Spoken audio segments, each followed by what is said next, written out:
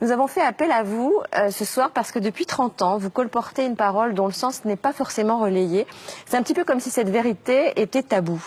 Tous les hommes et les femmes qui vivent sur cette terre, Yves Coppens, viennent-ils de la même souche? Absolument, absolument. Tous les premiers hommes sont apparus en Afrique, et depuis les premiers hommes, on considère qu'il y a eu 100 milliards d'êtres humains sur la Terre.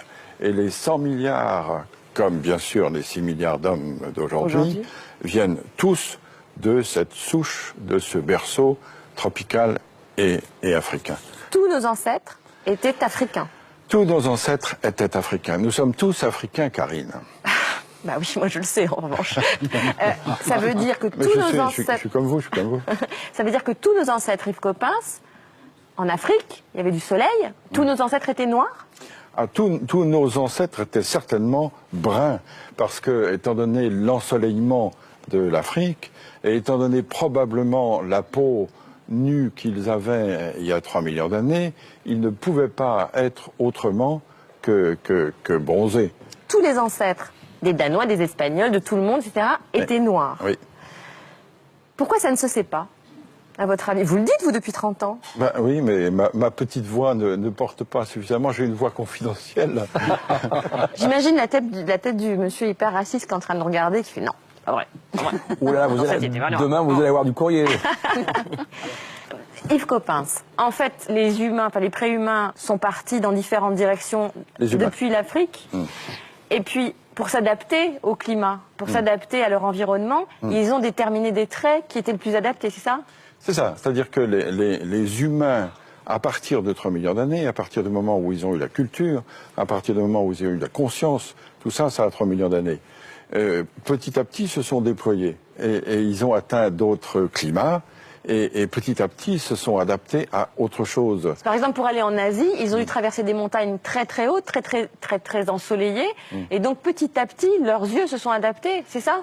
En effet, l'œil bridé pourrait être dû à une sélection naturelle de ceux qui avaient la capacité d'accommoder plus que d'autres, parce que chacun sait qu'à de fortes altitudes, la luminosité est insupportable. Et comment est-on passé du noir au blanc? Là aussi, c'est un gradient de couleur, un gradient de coloration, c'est-à-dire qu'avec moins d'ensoleillement, on avait nécessité d'avoir une peau avec un écran moins fort pour que la synthèse de la vitamine D, qui est la synthèse de croissance, puisse se faire. Donc par sélection, ceux qui n'avaient pas la vitamine D, donc les plus noirs, sont restés soit en Afrique, soit se sont éteints. Et ce sont les de plus en plus blancs qui ont pu survivre. C'est une sélection qui s'est faite du noir au plus clair. Si on a un écran de mélanine là où il n'y a pas beaucoup de soleil, la vitamine D ne se synthétise pas et on ne grandit pas. Et du coup, ça gêne évidemment la croissance et le développement de population. Donc le blanc pour vous, c'est pas une couleur? Le blanc, c'est une décoloration. Les blancs sont décolorés pour vous? Oui, je suis un décoloré. Ah oui. Et l'œil bleu, c'est épouvantable ce que je vais dire. C'est un œil qui n'a pas de couleur, c'est le fond qui se reflète. Ah, c'est intéressant. Bah non. Bah si. Merci beaucoup Yves Coppens. Mais je voulais ajouter quelque chose qu'on ne sait peut-être pas assez.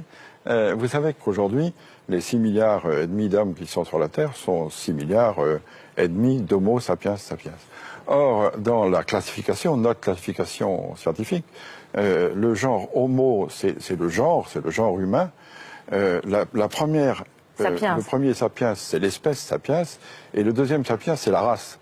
C'est-à-dire on est tous Homo sapiens sapiens. On peut être tous racistes, ça n'a pas d'importance, puisqu'on est tous de la même race. Donc il n'y a qu'une race. Ah oui, il n'y a qu'une race. Oui. Donc scientifiquement, Yves Coppens, les races n'existent pas.